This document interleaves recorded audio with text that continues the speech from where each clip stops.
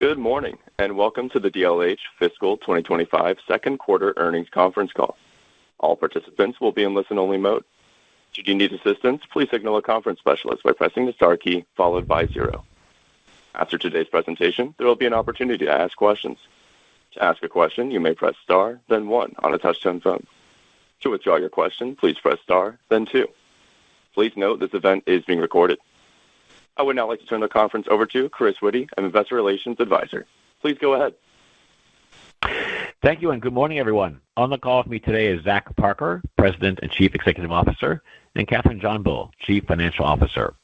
The company's earnings release and PowerPoint presentation are available on our website under the Investor page. I would now like to provide a brief safe harbor statement, which is also shown on slide 3 of the presentation. This call may include forward-looking statements that relate to the company's outlook for fiscal 2025 and beyond. These statements are subject to various risks and uncertainties, which could cause actual results and events to differ materially from such statements. Please refer to the risk factors contained in the company's annual report on Form 10-K and in our other filings with the SEC. We do not undertake any duty to update any forward-looking statements. On today's call, we will be referencing both GAAP and non-GAAP financial measures. A reconciliation of our non-GAAP results to our reported GAAP results is included in our earnings release and in the investor presentation on DLH's website. President and CEO Zach Parker will speak next, followed by CFO Kathryn JohnBull, after which we'll open it up for questions. With that, I'd now like to turn the call over to Zach. Please go ahead, Zach. Thank you, Chris, and good morning, everyone. Welcome to our second quarter fiscal 2025 conference call. I'm pleased for the opportunity to report our financial results and several important accomplishments for the second quarter. First, let me acknowledge that our truly skilled team throughout this year and throughout this period have continued to do a fantastic job. Throughout this period of significant disruption in the government services industry, they have continued to demonstrate what sets DLH apart, and that is the delivery of innovative solutions, strong capability, and efficiencies in the commitment to our customers and their passion for our collective missions. Now turning to slide 4, I'll provide an overview of our financial results. Our performance this quarter was in line with our expectations and on par with the performance in Q1 for revenue and EBITDA. With respect to cash flow generation and debt paydown, we've made significant progress this quarter as we reduced our debt by $15.3 million from the previous quarter. As you may recall, we experienced some collection delays last quarter, leading to an $11.5 million of cash usage and a short-term increase in our debt.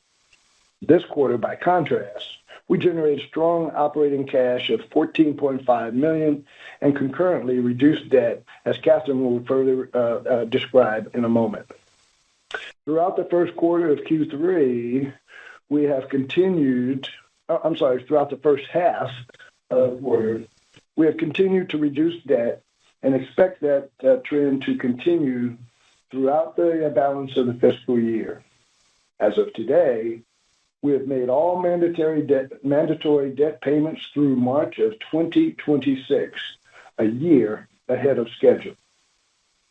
We continue to benefit from the support of our bank group as they provide additional financial flexibility with the November 2024 amendment to our credit facility as we navigate the recovery from the unbundling and rebidding of certain contracts now set aside for small business entities that was set in motion by the previous administration.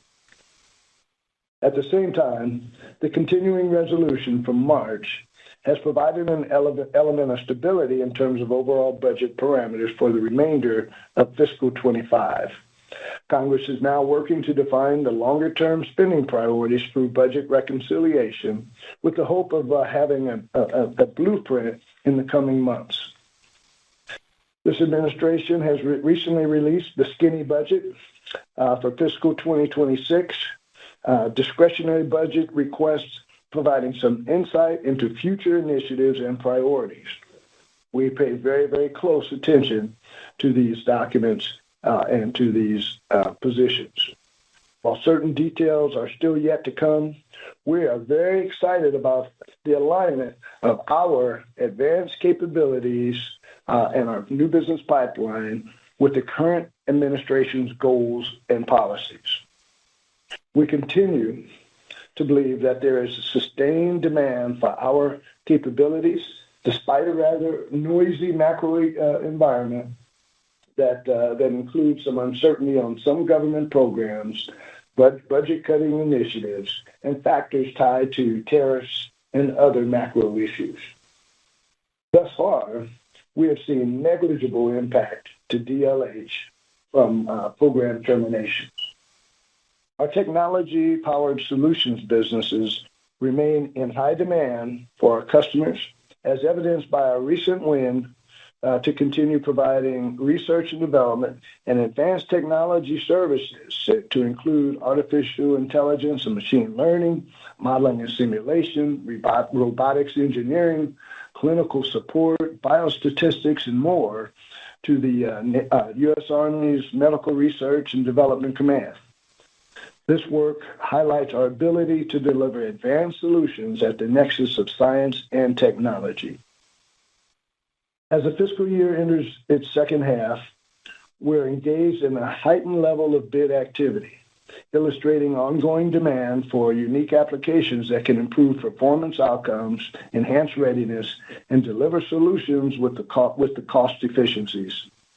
With more than $1 billion in contracts now under review, we expect award decisions in the second half of the fiscal year that would position us well for 2026 and beyond.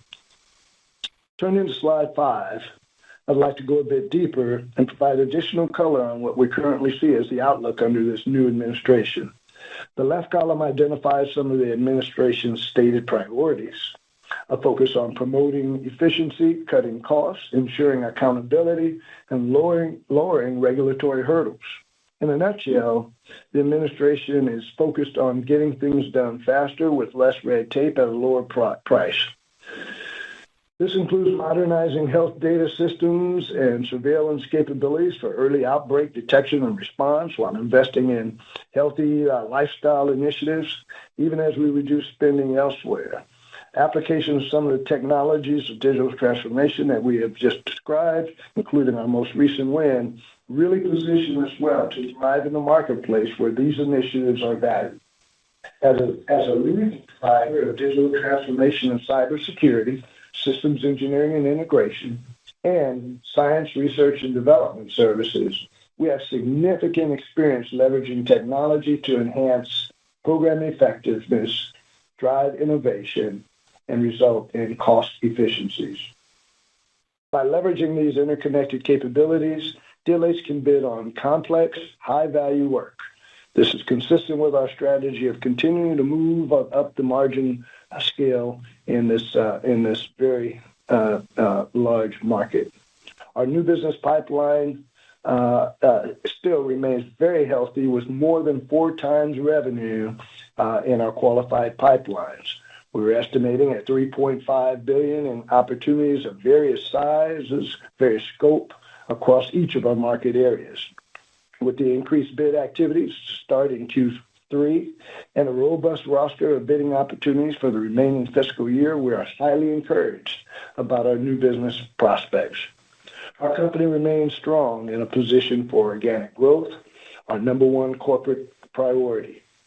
We will leverage our unique capabilities to continue to expand and penetrate across new programs and agencies. We'll continue to invest in the future, and with our track record of success, world-class capabilities, and strong cash flow, we look forward to what the future will bring to DLH and our shareholders. With that, I'd now like to turn the call over to our Chief Financial Officer, Kathryn Johnbull. Kathryn? Thank you, Zach, and good morning, everyone. We're pleased to report our second quarter results for fiscal 2025. Turning to slide 7, I'd like to provide a high-level overview of some key financial metrics for the 3 months ended March 31st, 2025. We reported revenue of $89.2 million in the second quarter versus $101 million in the prior year period, reflecting contributions from recent contract awards and business delivery timing, offset by the conversion of certain VA and DoD programs to small business set-aside contracts, as discussed in the past. Notably, our revenue was nearly in line sequentially with Q1 levels, even though we finished the quarter with one less CMOP site under management. That means our key technology services revenue grew over first quarter results. In total, revenue contraction due to small business set-aside conversions, including CMOP, versus 2024 was approximately $11.8 million in the quarter, accounting for our total decrease in revenue. We are under contract to manage 5 of the remaining CMOP locations through the end of October 2025, so beyond the current fiscal year, and 1 location through the end of August. Award decisions for these services appear to be trending towards mid-fiscal 2026 and could extend further as procurement strategies are shaped by the policies of the new administration. We reported EBITDA of $9.4 million for the second quarter versus $10.2 million last year. EBITDA was down primarily due to the lower overall revenue level, partially offset by managing indirect support costs as we scale the business. Notably, EBITDA as a percent of revenue was 10.5% this year versus 10.1% in fiscal 2024. From a cash standpoint, we generated, approximately $14.5 million of operating cash during the quarter, as Zach mentioned, due to increased collections of receivables, leading to operating cash flow of $3 million year-to-date versus $10.3 million last year. True to form, we used this year's Q2 cash generation to pay down debt, as I'll discuss on slide 8. To date, Q3 activities have continued the trend of clearing receivable backlogs in support of a current debt level today of $146 million. As you can see on slide 8, we reduced debt by $15.3 million during the quarter, ending the period with $151.7 million outstanding. Our delevering strategy and amended credit facility combined to deliver performance that puts us comfortably ahead of our debt covenants by approximately 80 basis points. We believe our credit facility provides sufficient capital to support our robust bid pipeline and subsequent revenue growth, as Zach discussed. As I mentioned earlier, we are contracted with at least 5 of the CMOP locations through October, possibly longer. Decisions on those sites, including some we have bid with our small business partner, may be made in fiscal 2026, although we are not yet certain on exact timing. We are mindful of substantial changes in the contract administration resources at our customers, which have been proposed by the administration and which we are actively monitoring to protect invoice approval and cash flow generation. Assuming a successful implementation of that change within our customer agencies, we expect that by the end of the fiscal year, we would have utilized approximately 50 to 55% of EBITDA to pay down debt. While we navigate through the various puts and takes that are a normal part of each transition to a new administration, we continue to believe the company is on a sound financial footing and, most importantly, has a portfolio of high value-added technology-enabled applications that remain in demand across the agencies we support. With bid activity accelerating as we near the end of the government's fiscal year, we believe there is ample room to increase bookings even as we face the headwinds of uncertainty and program set-asides we have discussed in the past. The key to our success is to expand our market presence by providing unique, comprehensive solutions that can make federal programs more efficient, more effective, and impactful to the soldiers, veterans, and citizens they serve. Given our capabilities and highly credentialed workforce, combined with our strong pipeline of new business opportunities, we are well positioned to do just that. And that concludes my discussion of the financial statements. With that, I would now like to turn the call over to our operator to open the questions. Thank you. We will now begin the question and answer session. To ask a question, you may press star, then 1 on your touch-tone phone. If you are using a speakerphone, please pick up your handset before pressing the keys. If at any time your question has been addressed and you would like to withdraw your question, please press star, then 2. Our first question will come from Joe Gomes with Noble Capital. Please go ahead. Good morning, Catherine and Zach. Good morning, Joe. How are you, my friend? So, wanted to start out, I guess it's, kind of the long-running saga here with CMOP contracts. Good news is, got them, sounds like, through, like you said, the end of this fiscal year. But the one that you've lost, I guess, kind of figure out where are we on a revenue run rate on those contracts. Let's do the back half of this year. The first quarter, you did about $34 million of revenue. I haven't seen the Q yet, so I don't know what it was in for the second quarter. I'm assuming it's somewhat less because of the one less contract. But just trying to figure out for the rest of the year what contribution that might be able to have. Yeah, we're expecting the quarterly run rate to be around 23 to 25 for the remaining locations that we expect to extend. And, it is obviously helpful in terms of visibility, and you deal with this more than many. Just trying to put your report out. But the visibility moving from the 1 month and 3 month arrangements to now a 6-month extension gives us better assurance that the third and fourth quarter will have a revenue contribution from CMOP somewhere between 23 and 25. Okay, perfect. Thank you for that. And I know you mentioned, some of the things that have been going on. I just, I saw one article talking about, over at the NIH, where they were shutting down the long-term women's health study. And wondering, were you guys involved in that study, and how much more of that NIH type of business do you think is potentially going to be impacted by some of these DOGE efforts?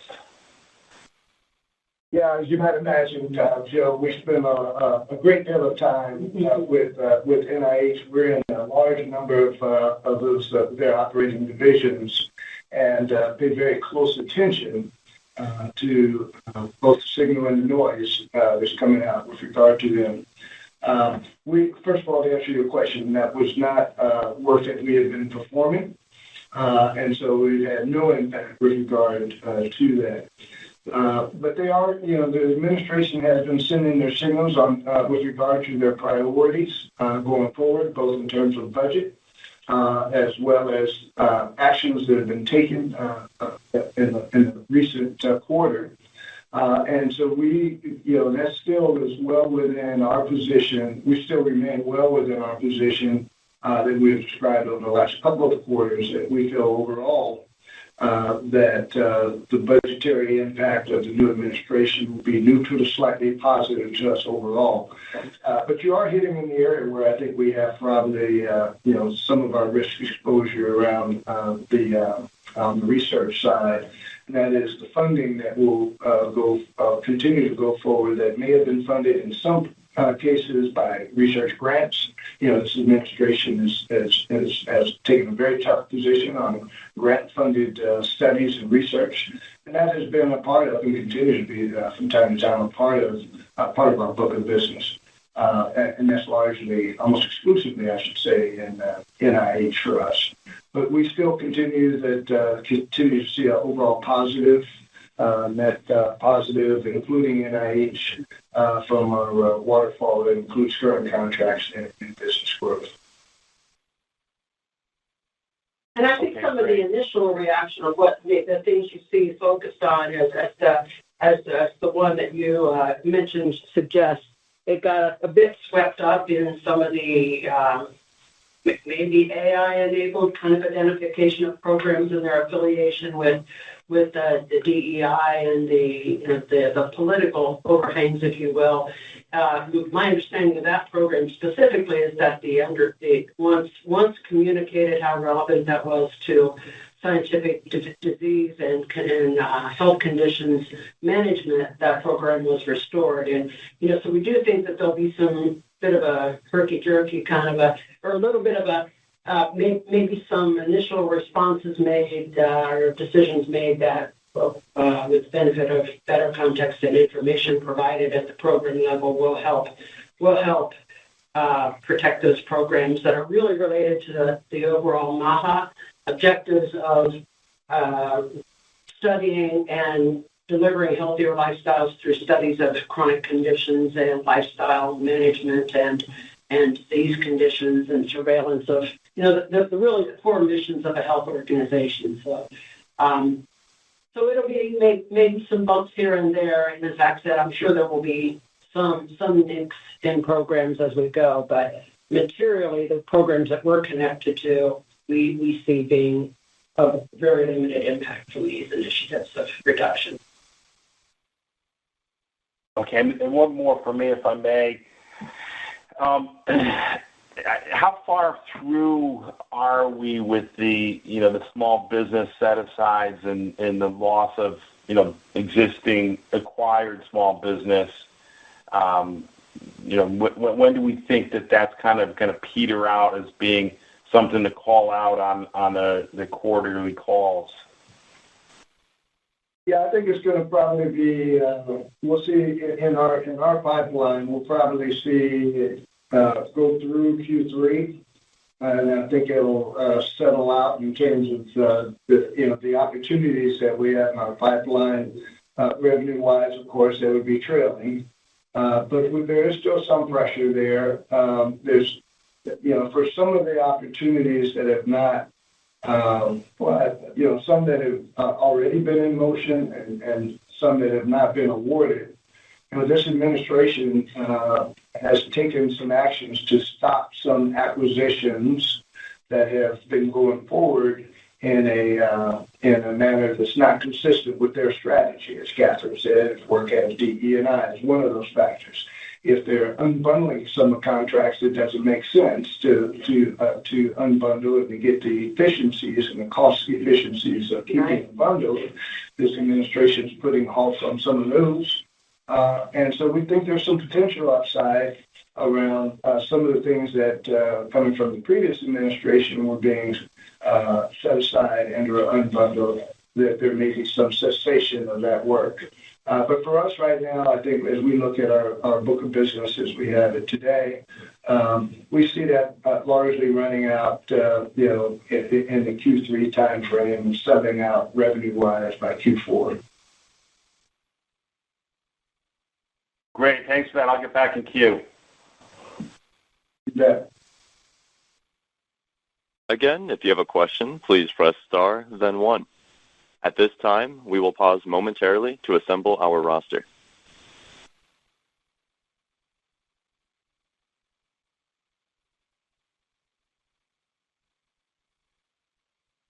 There appears to be no further questions in the queue. Oh. It appears Joe Gomes has come back, so Joe Gomes, please go ahead. We'll do a couple of more. Fair game, right? So the $76 million Navy award contract that you got not too long ago, I just wondering if you might be able to give us an update on how that is progressing. Yeah, it's continuing to grow. We are continuing to phase in certain aspects of that work. I think we may have said before it was not going to be a fully staffed up front and just run it out accordingly. We don't see any dips, but we do see continued expansion.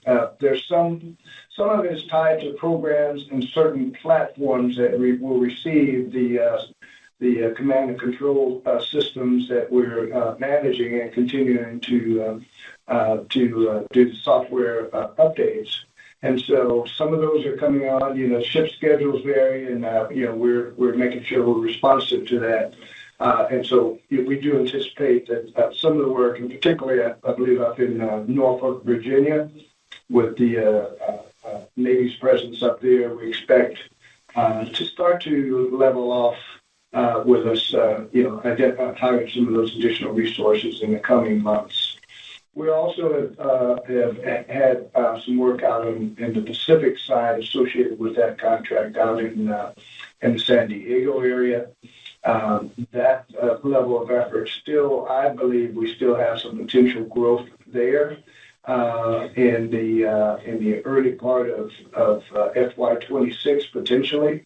Those are still subject to change. The government's taking a look at some contract vehicles and which are the appropriate ones. We believe our vehicle might be an appropriate one for them to do some new things coming out of the Department of the Navy. Okay, and then one last one. We talked about this in the past, and I think we're starting to see some more additional movement here. You got a couple of these large IDIQs, and you talked about the $1 billion awards you think coming in the second half. Is most of that related to these IDIQs? Are we seeing some more RFPs being released under these vehicles? Yes, we are. We're continuing to see that. One of the more notable ones, of course, is the one we were awarded and announced at the beginning of this year. It's the Oasis Plus. That has continued to have some activity that's germane to our pipeline. And we are still seeing some continued commitments. In many cases, the governments they give you what we call heads ups. They'll ask for a request for information. So it's not quite an RFP, but once they do issue those RFIs, it's an indicator to us that sometime within the coming months, they may issue those RFPs. We've seen, I will say that this administration's, one of the effects of this administration has been to provide more oversight before they release requests for proposals or even allow the contracts folks to award contracts. So while they haven't canceled any material ones for us, it has had an effect of slipping things to the right of late. It's just because of the administrative process of going up higher in the organization. In some cases, they want to make sure that a political appointee has eyes on a procurement before they commit the dollars, and that has slowed some things for our customers. And I would probably also add that, as you may have seen in the headlines, a number of agencies, and particularly within our market, have taken a large haircut already with regard to incentivized retirements and forced retirements, if you will, to the acquisition folks, the contract administration folks.